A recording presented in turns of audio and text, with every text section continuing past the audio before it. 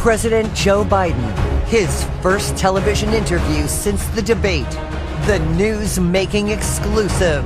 Let's start with the debate. Was this a bad episode or the sign of a more serious condition? Well, I just had a bad night. I understand that, and I'm not disputing that. What I'm asking you is... Oh, come on. Look, Trump is a pathological liar. I just... Anyway.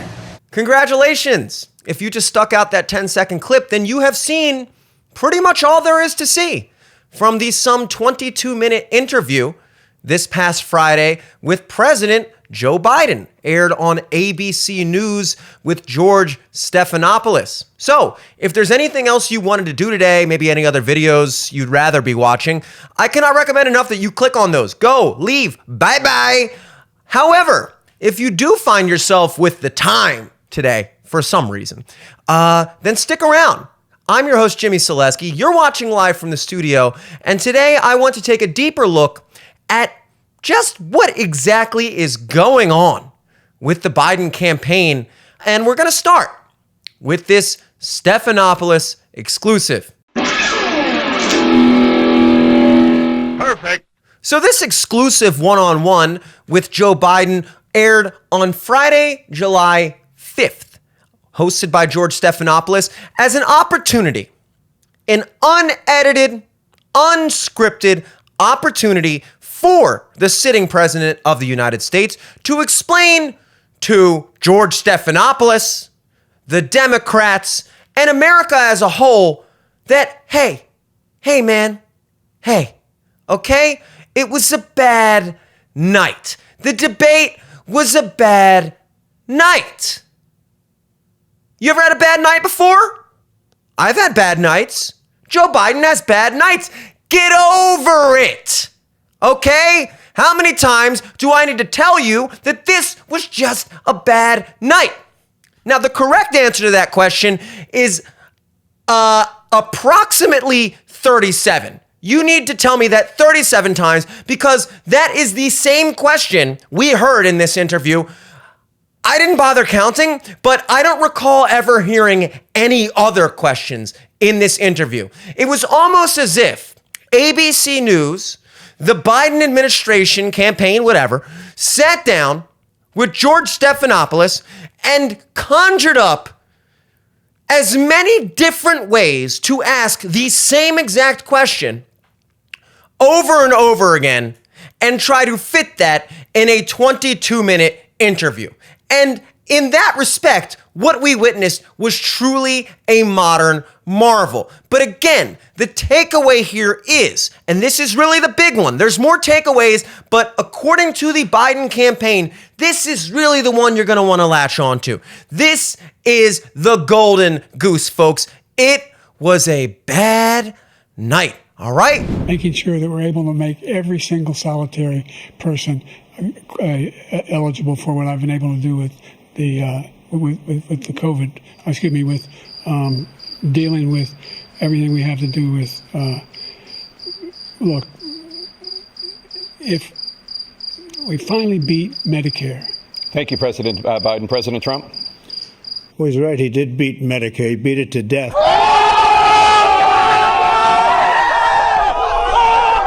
You know what I did on Friday night? Come to think of it, I came home from the bars. I wanted to turn my ceiling fan on, the light, because I had pulled it down. So I had to hop on my computer chair in the pitch blackness, try to get my fan on. I fell off, hit my head on the table, busted my forehead. That's a Friday night, okay? That's a pretty bad night. And this is no different. When a sitting president of the United States goes on stage and proceeds to apparently not necessarily know where he is or what he's doing, look, we're just going to chalk that up to an L. Whatever happened to just chalking something up to an L. Okay? Second takeaway. And this I found really interesting. I actually found this out.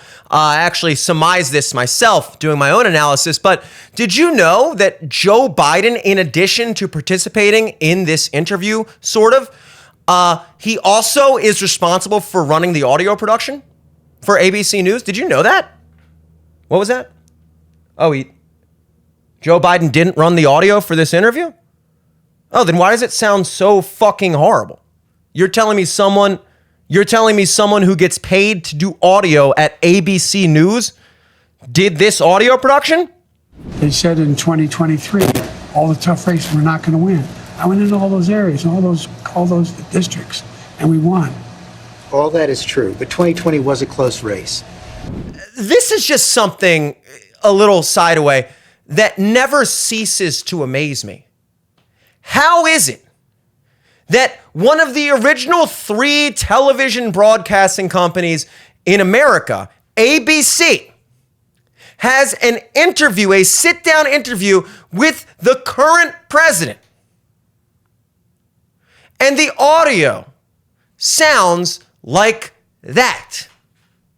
How is it that I can sit here in a garage with no bathroom, a busted up forehead, and a sideways neck, and sound better than ABC News?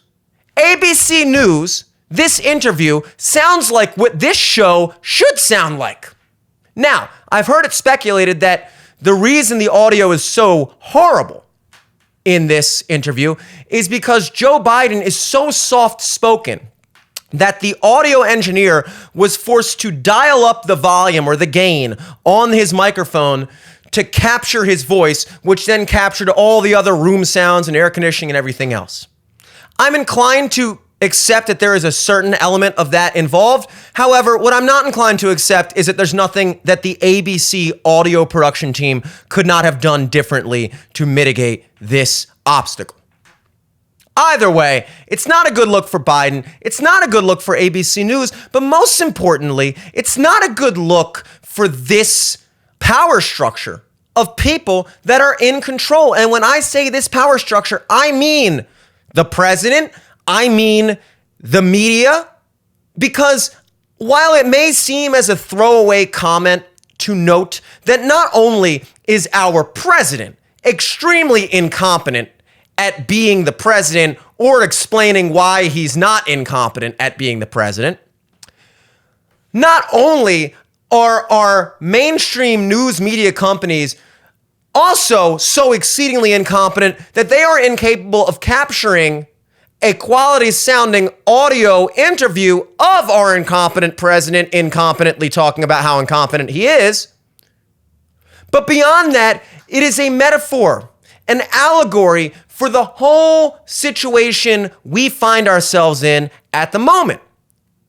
Because what we are getting to see for the first time in plain view in a long time is just how bad everyone, almost everyone in this country is at their job.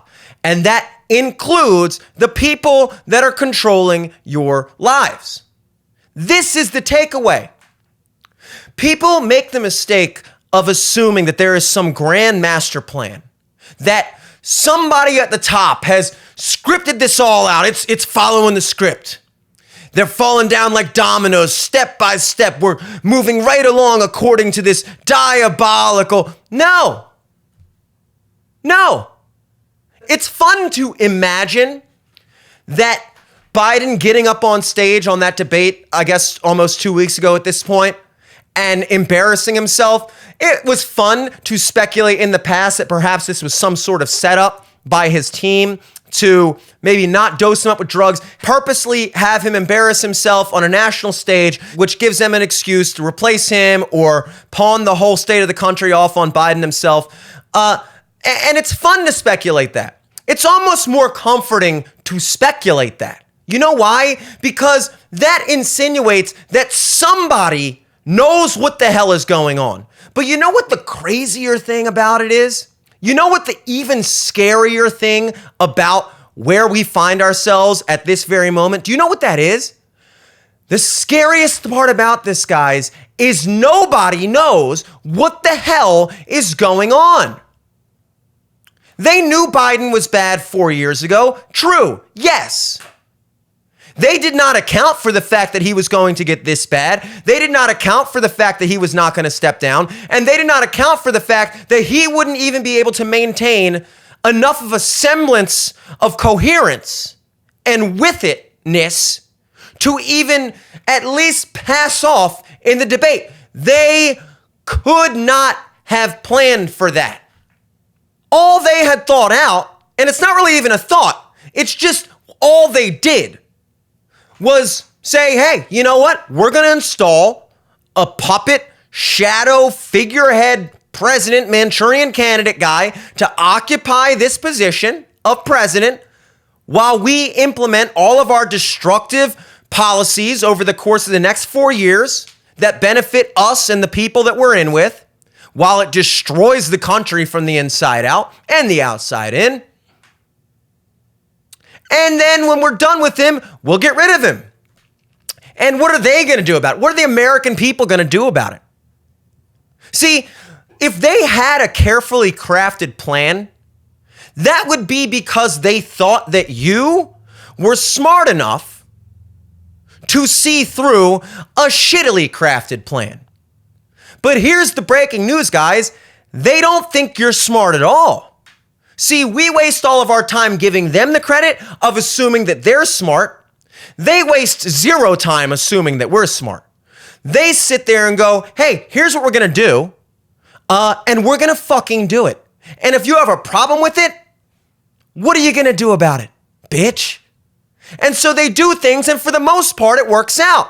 For the most part, their plan is able to kind of just string along just enough. The media is able to carry the weight, the water for these people and make them look competent and make them look like they're really trying and make them look like they're doing something. And the people just watch that, and otherwise they're focused on their daily lives and whatever Ice Spice is doing and scrolling through TikTok. And you can convince people, for the most part, that everything is kind of going okay. But in these rare moments, when their shitty plan unravels to such a degree that they can't even pretend it's not right in front of their faces anymore. So instead, what do? They have an interview like this, where again, they ask the same question over and over and over again. Mr. Biden, do you feel as if you are fit to run for president and serve for another 4 years? And again, we get that question asked in 17 different ways. Why? Because that's the only question that we are allowed to see asked of our president.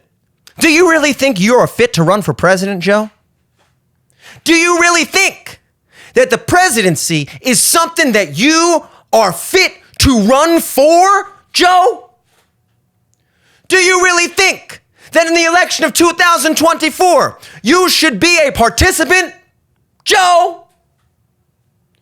These are the questions we need answers to.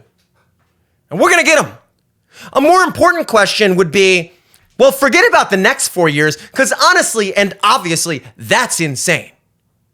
The prospect of this man vying for 4 more years of control starting 4 months from now, another term, that is insane.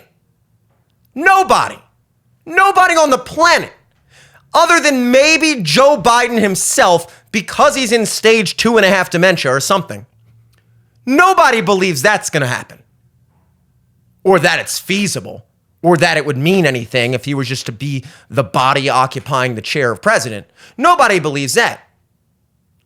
But ABC News is not really going to focus on, wait a second, also, we couldn't help but notice that you've been the president for the past 3.5 years. Because what they want you to think is that this literally just started last Thursday. What? Say it ain't so. The president is not all the way with us? So that brings us to our third takeaway. The first of which being, it was a bad night. Forget everything I said after that. It was just a bad night. The second takeaway being, this is how stupid they think you are, but in reality, this is how stupid they are. Because anybody who would have seen Joe Biden's state 4 years ago, anybody who would have witnessed Joe Biden's state for the past year especially, would have planned, you would have to imagine, far better far more effectively to make sure that he does not get up on that stage and embarrass himself in kind the way he did a couple weeks ago. And as you look around and you notice the state of this country, you see the value of your dollar plummeting, you see your standard of living plummeting. Nobody's doing anything about the border. Nobody's doing anything really about the several global conflicts that have all erupted over the past 3 years that we find ourselves involved in. Coincidentally, just so happened to be the past couple years that all these popped off. And so the goal here, if you're the media, is to make it look like that was all Biden. Oh, holy shit. I can't believe we all just realized at the same time that this is the guy, Biden? Oh, man. I'm glad we saw that. Thank God. Let's get him out of there. Now the media is going to all team together and try to push the Democratic Party or the whoever to remove Joe Biden if he doesn't step down himself. Because it's really Joe Biden that is a danger to this country. It's Joe Biden's leadership or lack thereof that poses a threat to you over the next 4 years. So it's Joe Biden that we need to remove from power. Once again, ignoring completely that Joe Biden is not the person who's calling the shots. So if you're the Democratic Party, if you're the media, then you acknowledge that the only way out to save your own skin is to pawn everything off on Joe Biden himself. And that, my friends, is literally the textbook definition of a patsy. That's all Joe Biden and Kamala Harris ever were. That's all they are. They are patsies. And yet somehow, Joe Biden is so extraordinarily incompetent, so extraordinarily ineffective, that he has somehow managed to be incompetent and ineffective at his job, which was literally to be incompetent and ineffective. He somehow fucked up that. He failed at failing. And now they need him out. So they can install the next patsy. So they can install the next person who hopefully doesn't have dementia and is hopefully at least competent enough to get through the next debates, get through the next 4 years with their scripted speeches and predetermined questions with the press who's entirely on their side. And that's all they really need. That's all they've ever really needed until now. But George Stephanopoulos, to his credit, did not let up on the one singular question he asked throughout the entire interview. He held Biden to task. One task. And we got the one answer that I guess is the only answer we're going to get from the Bidens and their people, which is, I'm not fucking leaving. I'm not fucking leaving. You know what?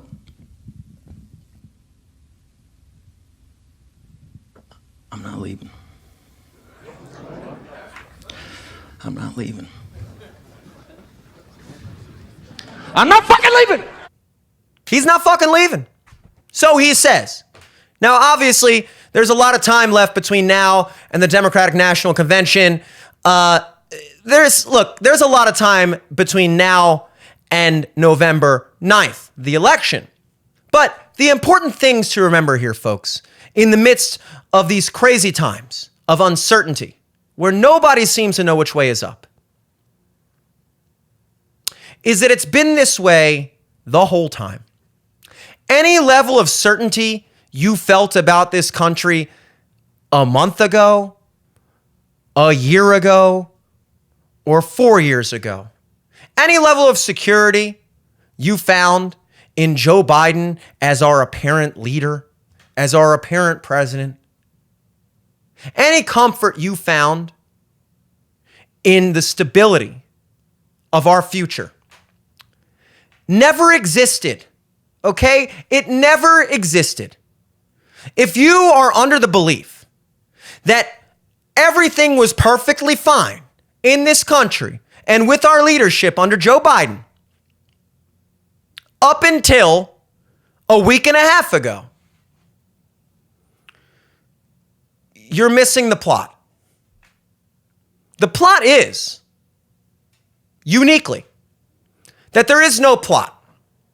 We make the plot. They believe they make the plot.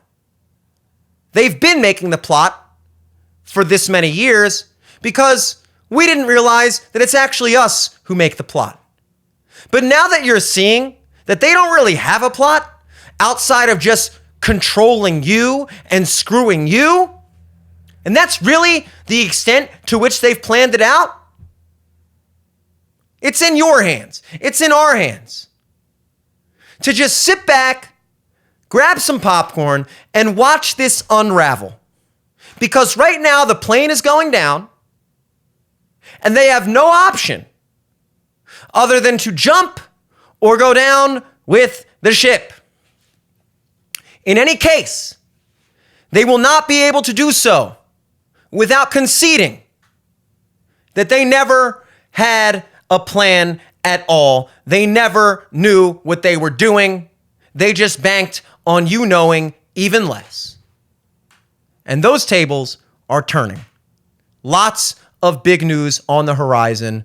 We truly are in some insane times. My name is Jimmy Selesky.